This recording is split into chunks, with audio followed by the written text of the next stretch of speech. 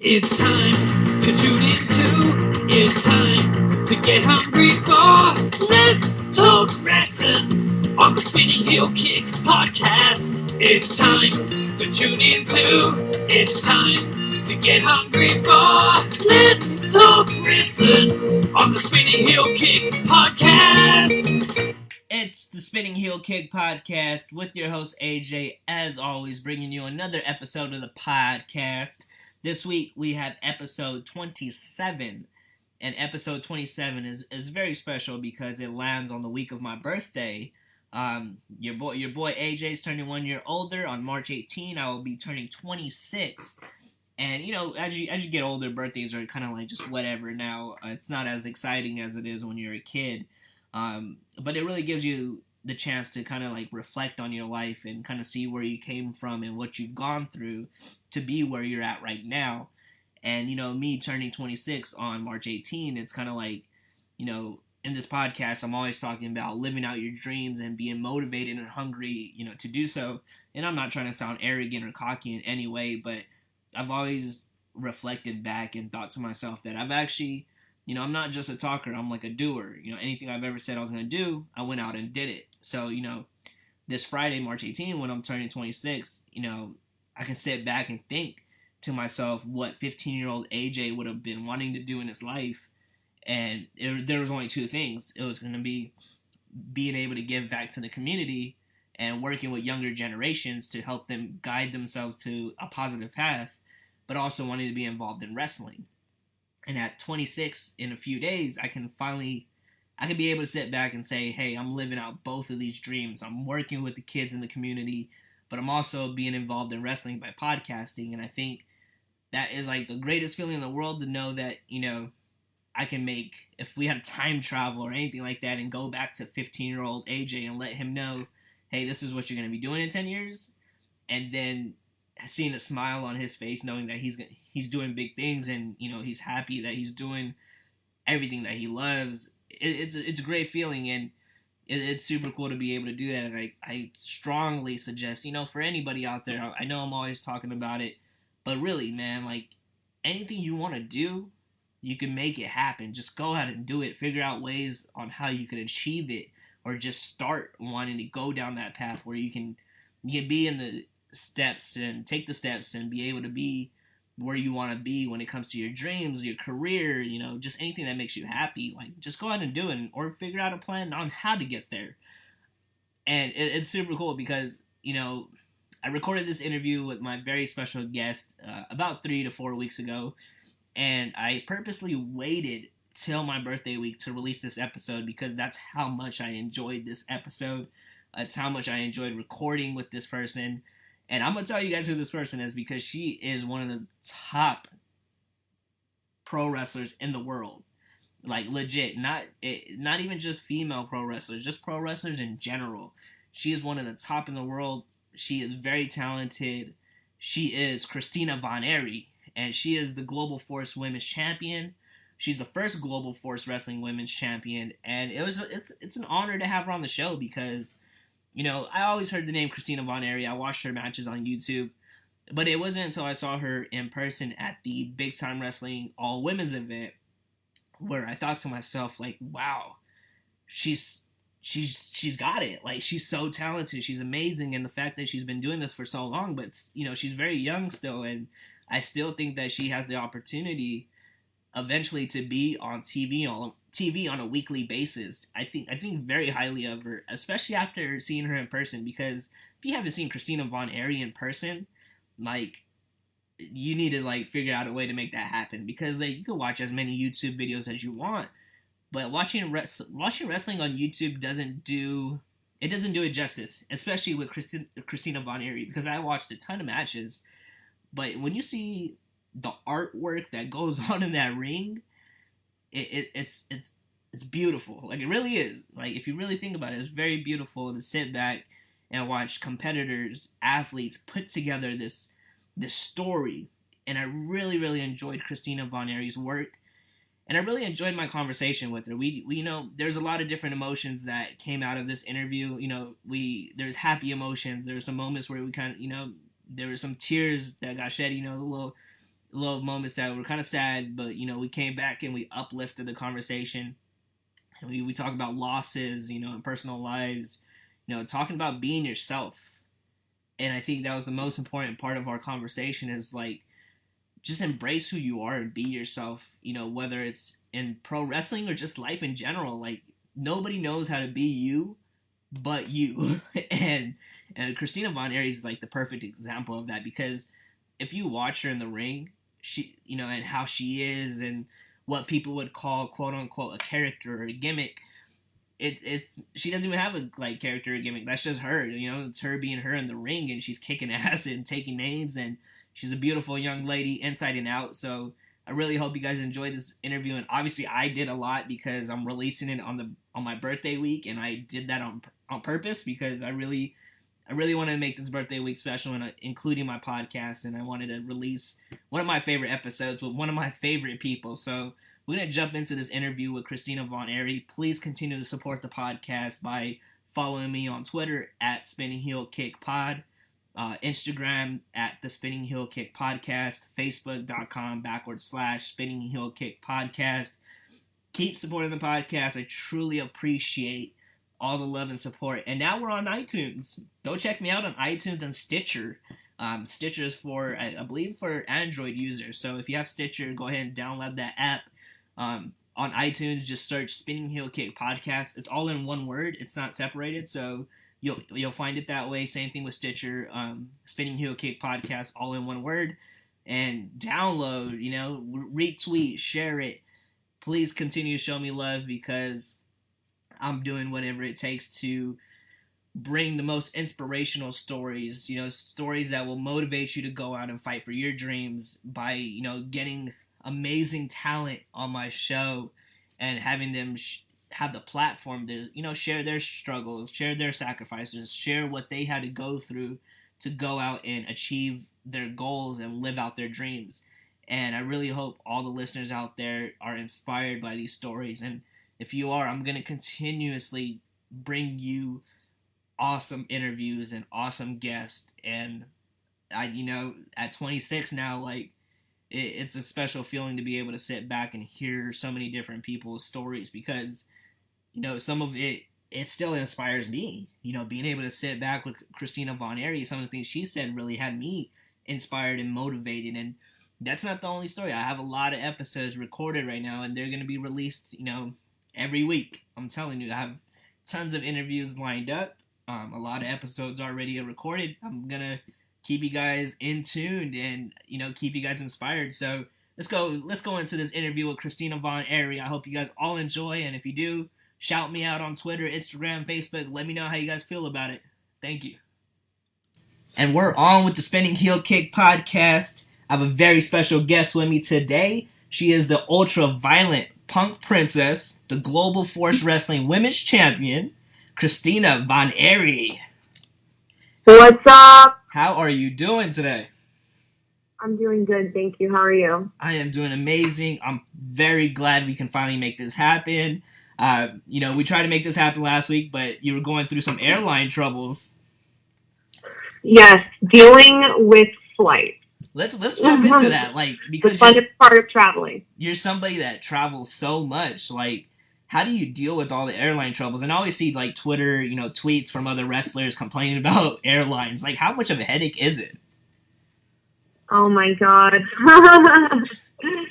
traveling can be therapeutic sometimes, because you get to clear your head, and you don't have your phone because there's no Wi-Fi in foreign airports for our kinds of phones and stuff. But sometimes it can be pretty terrible. I lost one of my bags and didn't get it back for a couple days, and it scared me. But as a wrestler, we all know we don't pack our wrestling gear in checked bags. We carry it on with us, and we carry our belts with us, because we don't want to lose those things. Yeah, you definitely don't want to take no chances, especially with the belts and your ring gear, because if you lose it or they lose it, what are you going to do when the show comes on? Exactly. So, and lucky for me, I can kind of wear my ring gear anywhere if I wanted to, if I really wanted to. That's very true. You make a good point, and you're pretty smart for that. I'm sure you had that planned out. So so something that's really cool, like when I do this podcast and like, I've interviewed everybody from, that live in the UK, Canada, New York, whatever it is. It's always special to me when I interview somebody from Northern California. Like it's something like I feel like I'm helping kind of put out the brand of Northern Cal. So, you grew up in Sacramento? Yes. So my question, like, it's funny because like my mom's side of the family is actually from Yuba City, which is like 45 minutes away from Sacramento. Mm-hmm. And every time I go visit, I'm like, what the hell is there to do out here? How did you grow up in Sacramento? Because is there tons of things you can do out there?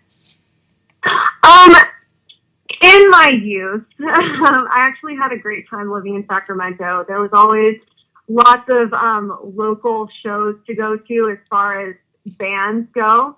And I used to go to places like Club Retro, the Boardwalk, like, what's another one? Like, the Underground Cafe, like all those kinds of places just to see local bands. And so that was what took up a lot of my time, like in junior high and high school. I was always going to like punk rock shows and hanging out with my friends and stuff there. I was never like a mall kid.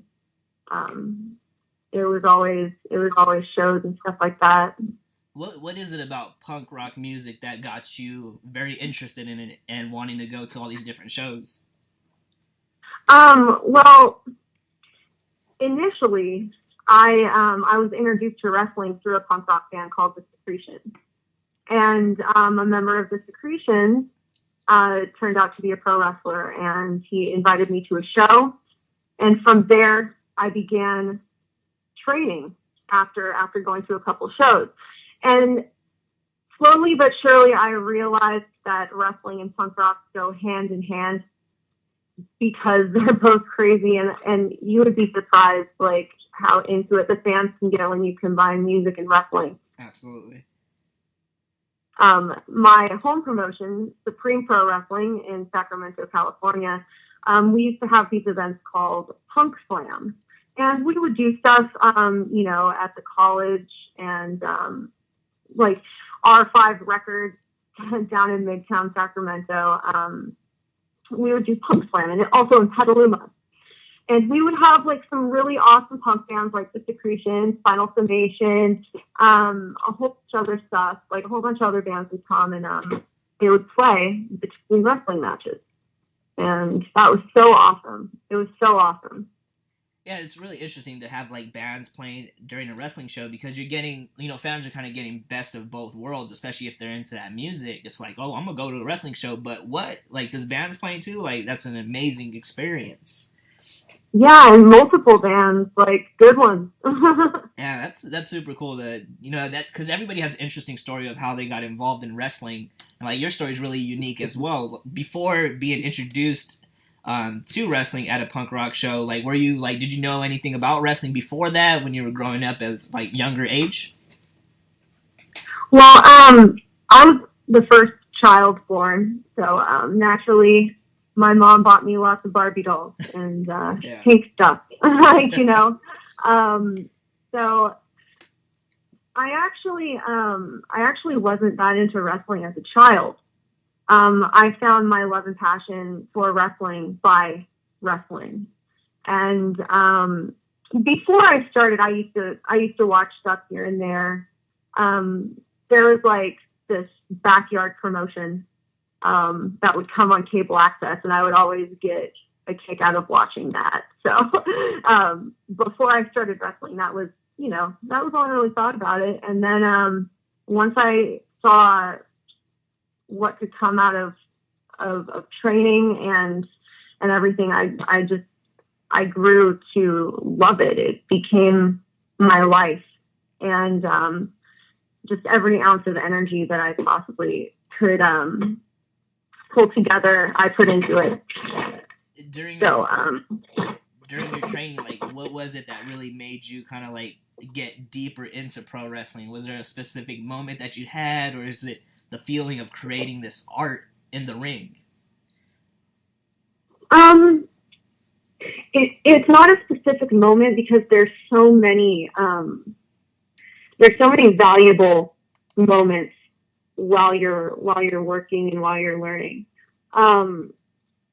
It's always a prize to see progress, and it's always been important to me to ask the people around me, what did you think of what I did out there?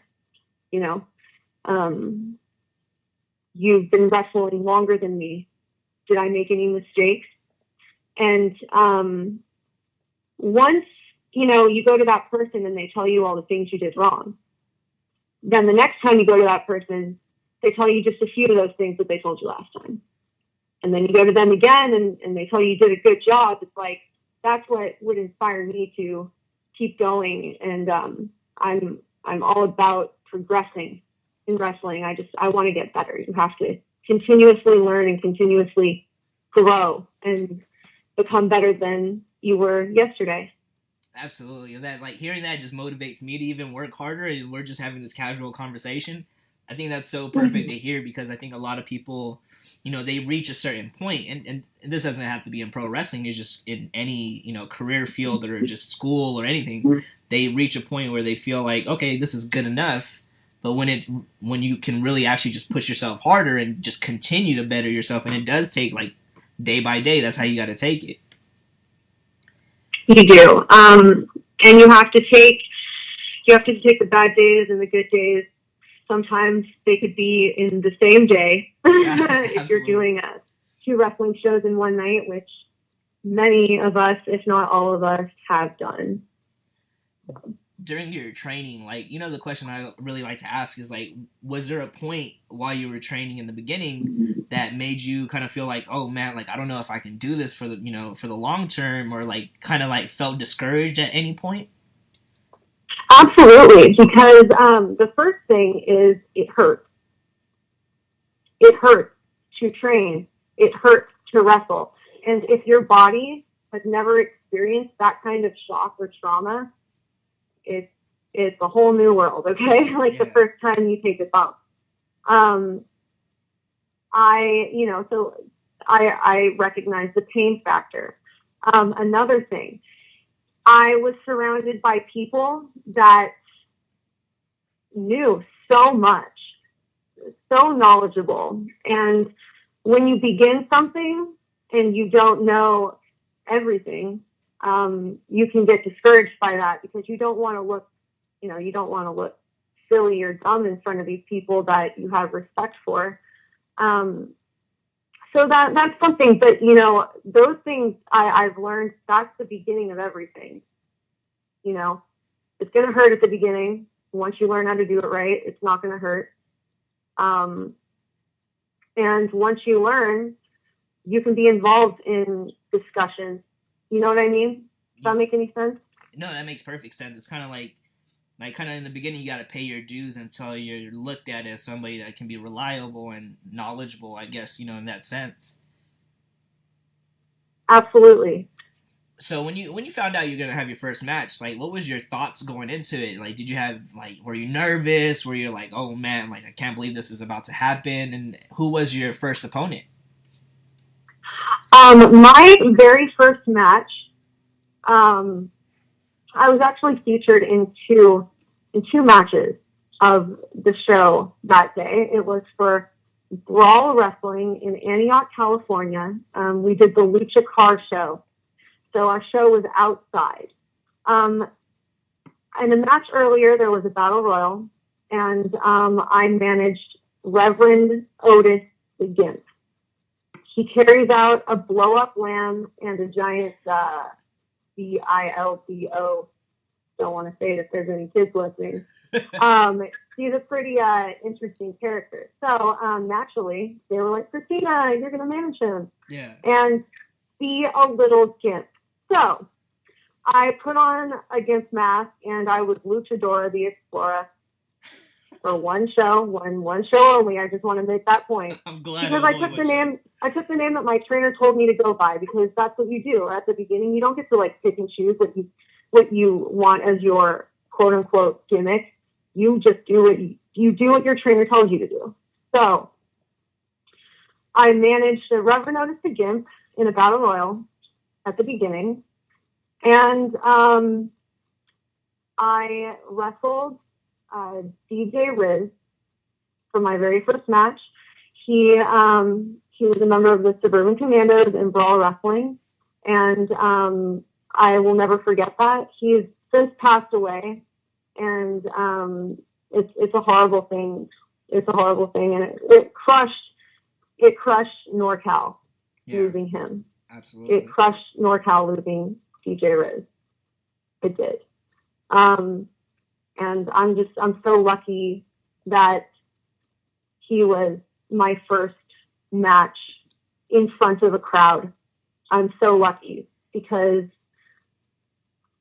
it's just the time and knowledge that you receive from people that have been around longer than you.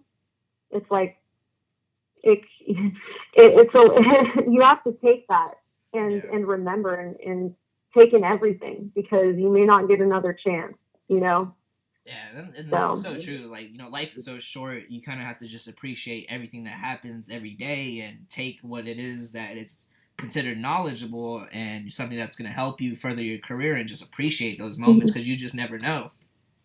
And DJ Riz used to wear a bandana around his boot, and after that, I started wearing them. He wore one, so I wore one for a while. And then after a while, I slapped on another one on the other boot. But I initially started wearing bandanas around my boots in respect and memory of him. That's super cool for you to do that, too, especially if somebody that meant the world to you.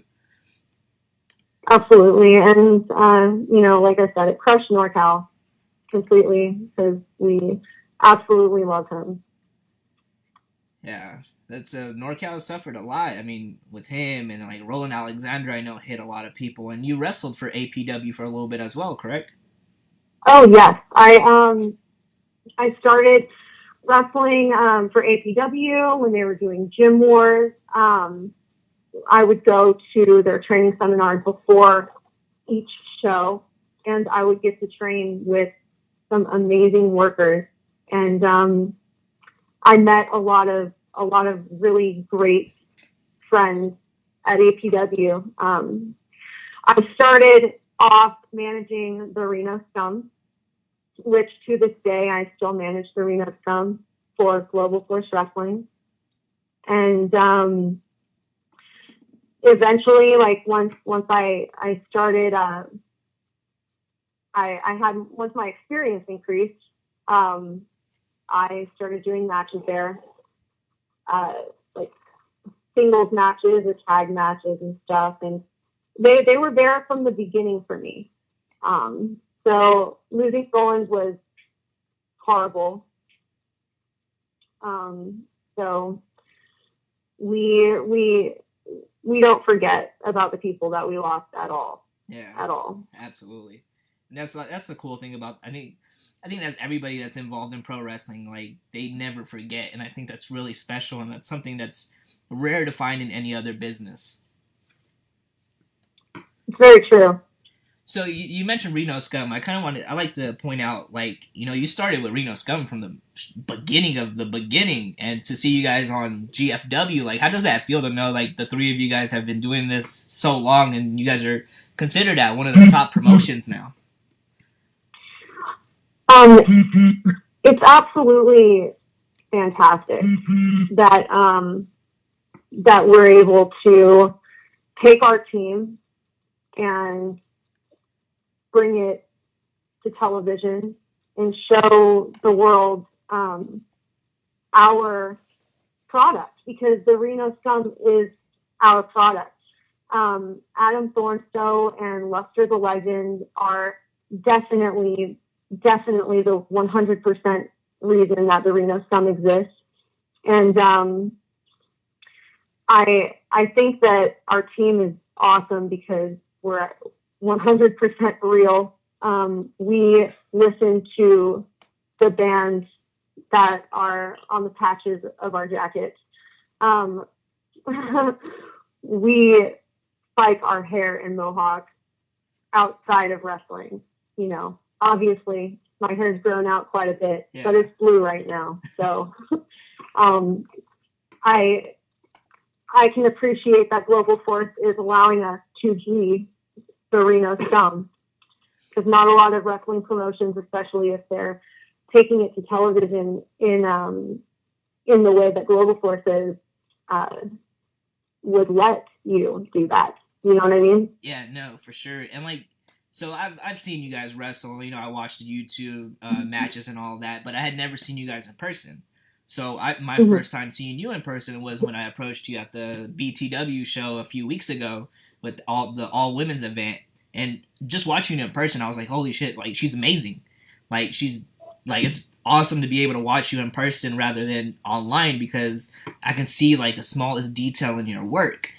And last week I got to see your boys wrestle for the first time in person, and like, holy cow, like, these guys are awesome as well. Like, I really appreciate how good you guys are in your craft, but also the one thing I do appreciate is because you guys are really who you are. Like, there's no quote unquote gimmick. Like, it's just you guys being, you know, who you are and who you're comfortable being. Exactly. And that really means a lot to me. It really means a lot to me to be able to do that. It's, you know, I've had advice from people telling me, why do you promote these bands for free virtually? You wear these patches all over your clothes. You should be wearing patches of yourself. That patch right there should be a Christina Von Eerie patch, you know? And it's like, you guys know that I'm Christina Von Eerie when I walk through the curtain. Yeah, I'm there, you know? But if you're walking on the street and you see someone wearing a shirt of a band that you like, you go, hey, they must be a little cool, you know? Like, hey, they're a little cool. I'm putting myself out there on a platter, basically, so you can see, you know, everything that I like. And if I'm into the same stuff that you're into, you know, that makes it even cooler. You can connect and relate to people more. You know, it could be as simple as wearing plain gear, walking out in a misfit shirt, and taking it off before you wrestle. It takes just a little bit, you know. And I've always been proud of being what I portray. Exactly. You want to be, you know, you want to be true to yourself. You don't want to be a person that you're really not. And even if it, you know, people do that on screen, when you're out and about, you kind of have to portray that same character that you are on TV, because that's what fans see you as. Exactly. And, you know, on that note, you know, not everyone watches wrestling. Some people don't even know what WWE is. Yeah. And it's like you can go. I could walk around. I could walk down the street and wear whatever I want, and no one would know who I am.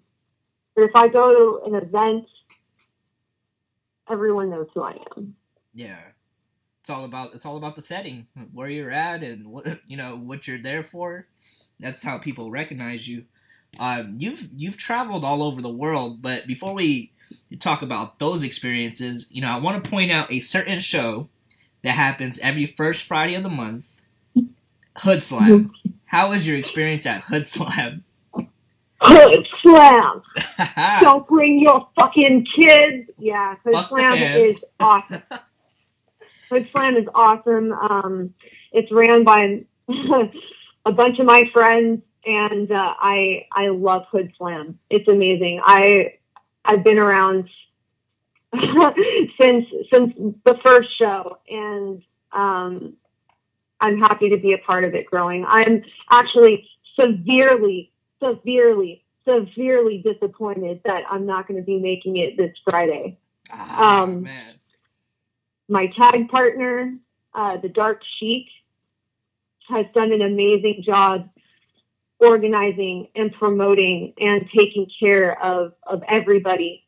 El Chupacabra, same thing. They put so much work and effort into it. And can I tell you why HoodSlam is so successful and why everyone loves it so fucking much? Yeah, absolutely. I want to hear it. Because we love it.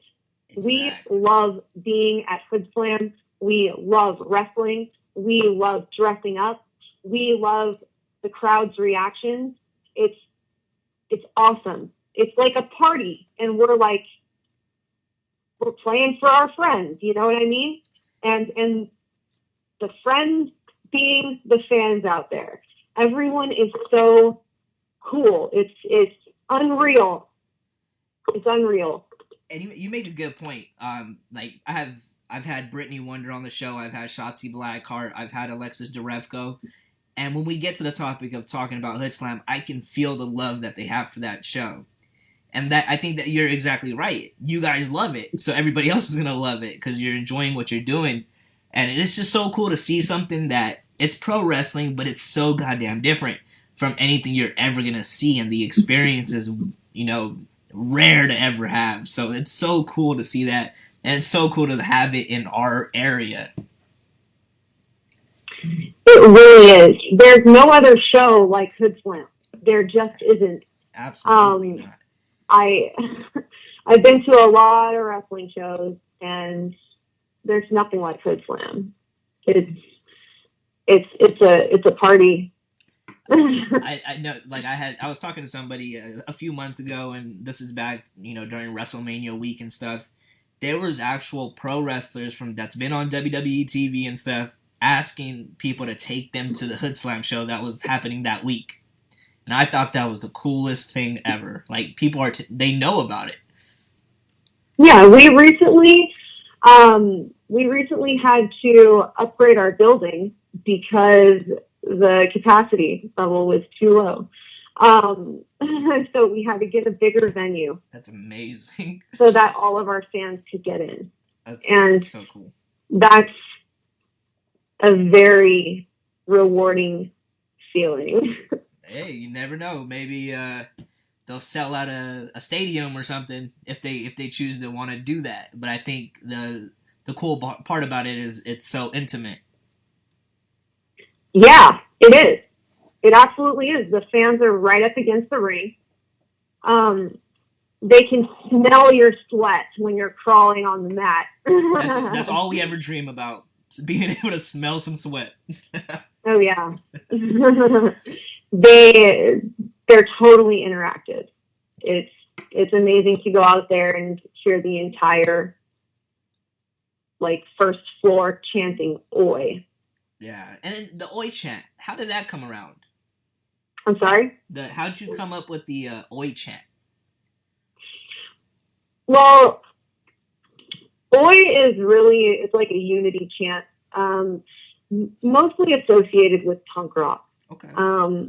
A lot of bands do introductions with their songs screaming "Oi." It's a unity chant. It's all about punk rock, and if you're into punk rock, you definitely know what Oi punk is. Definitely. The Reno Scum, we come out to a song called "The Pissed Poor Anthem" by The Resilient, and the beginning of that song is a bunch of Oi chants, and it feels empowering. It and you know does. what, people, and I'll tell you what, it's such a unity chant. There's so much truth to the fact that it's such a unity chant that when I go out in a crowd and I start chanting "Oi," the people around me start chanting "Oi," and they don't even know what it means. I'm gonna be honest. They're all doing it together. I'm gonna be honest with you. I had no clue what "Oi" meant. I'm a kid that listens to rap and hip hop, but I was chanting "Oi" when he came out, and I was chanting "Oi" when I saw Reno Scum a couple of days ago, and I had no clue what it was until I just talked to you. Exactly. It's all about unity. Absolutely, it's powerful. You've truly wrestled all over the world. You've wrestled in Mexico in AAA. You've been at TNA. You've wrestled at Dragon Gate. What's some of your favorite matches and experience in this, career of pro wrestling? Well, I'll start with recent events. I just got to go to Paraguay in South America. I wrestled for a company called Luchando, and it was an amazing experience. We we got, we got a country that's never seen pro wrestling before. Oh wow!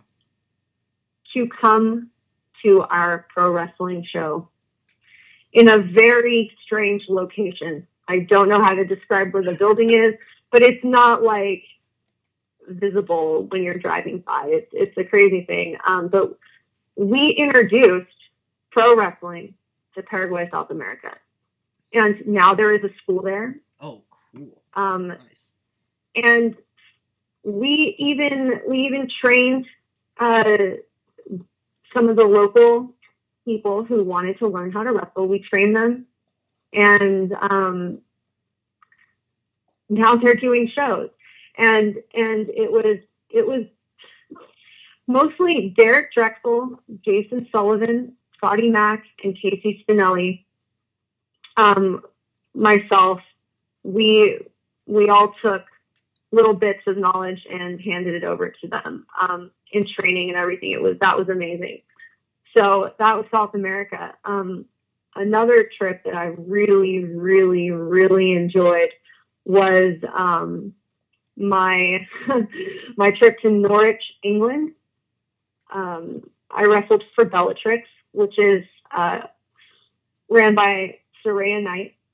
Oh, okay. And for folks out there that don't know, Saraya Knight is WWE Diva Paige's mom. Yes, she is. And she's honestly one of my biggest inspirations. I love her to death. She has, I'd always say she's one of my best and dearest friends and most real person I've ever met in pro wrestling in my life. I got to work her show and visit England, and I had a great match with Scarlett. I absolutely will never forget that. So that was definitely awesome. There's so many awesome shows. Like, I have so many amazing HoodSlam moments that, like, I'll never forget. Working for Shimmer, that was awesome. You know, like lots of different things. It's just when you sit here and you try to roll through the little notebook in your mind, it's hard to pick something. You know, it's like take one topping for your pizza, but you're like, no, like I don't know. It's not possible. There's so many things. I one of my favorite matches of yours that I was watching was your match with JT Dunn. Oh, really? Yeah. I for Beyond Wrestling. Yeah, I absolutely enjoyed that match, and I like the fact that you do quite a few intergender matches, which I think is awesome, and it's breaking a lot of barriers. Yes, and intergender matches have become more and more popular over the years.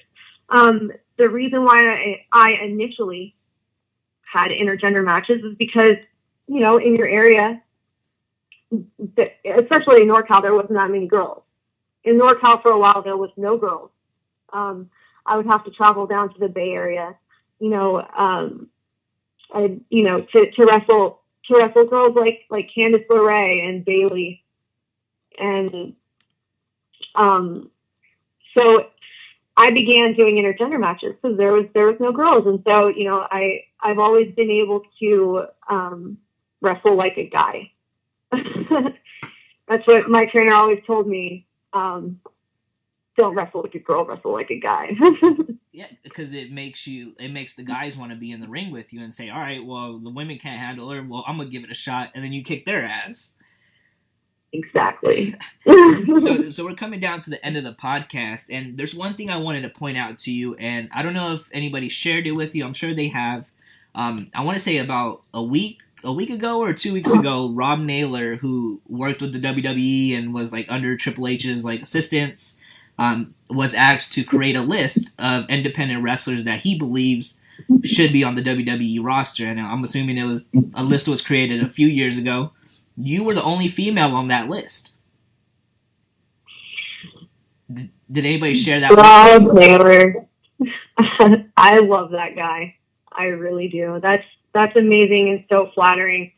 I'm almost speechless because once I heard about that, it just put a smile on my face.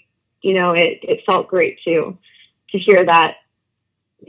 Rob's amazing, and if he hears this, thank you so much for believing in me and putting my name on that list of people. I'm so flattered by that. And let me tell you firsthand too, like he didn't make no mistake. You definitely deserve to be on that list. You're a hell of a worker. You have the ability to become like a household name, and I think you're very inspiring to not just kids, adults, women, and men to be out there and be yourself. That's what life is about. Is be you, be proud of you, embrace who you are, and live life to the fullest. And I think that's exactly what describes Christina Von Eerie. Most definitely. And that's my goal every day, is to be happy. You have to be happy. It's the most important thing in life. Absolutely. I can't agree with you anymore. For listeners out there that haven't seen your matches, and shame on them for not, where can they find you on social media? Where can they keep up with all your events and matches? Well, my Facebook is facebook.com/therealcve. I do have Instagram, and my name is cvevil_138. I really need to start tweeting more, and I've been told that by multiple people. And so, yeah, the Twitter is the same as the Instagram, cvevil_138. You can also just check out YouTube. I don't have a channel myself. All the matches that are on YouTube of mine have been put up by companies or fans. So you can just type my name in on YouTube and take your pick of, there's matches that I'd love for everyone to see, and there's a couple that I wish got lost in the flood. You know what I mean? So yeah. You can find matches on YouTube and stuff like that. Right now, I'm actually preparing for a show. It's going to be on March 5th at the Loft in Poughkeepsie. This band is called Goth. I was asked to play bass for them.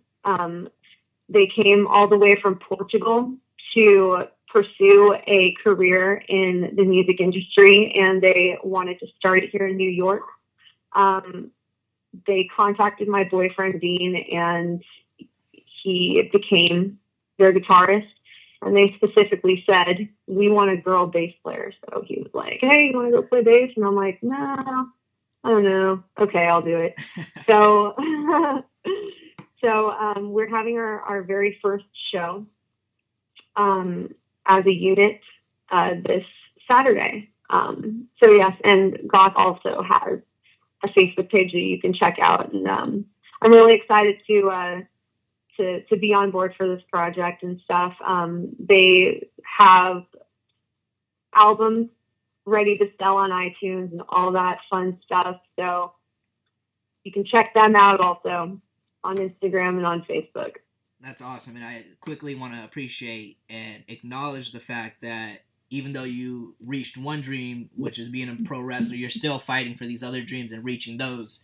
And I think that's a huge, huge thing that we all need to focus on, is that we can accomplish one dream, but why not accomplish the others? And I think you're doing a great job at it. It was so awesome to have you on the show. I hope we can do a part 2 to this, because I feel like we have so much more to talk about. Of course, I would love to. All right. And that's documented, so. Absolutely, I'm holding it against you. Okay, fine. All right, thank you once again. All right, thank you so much.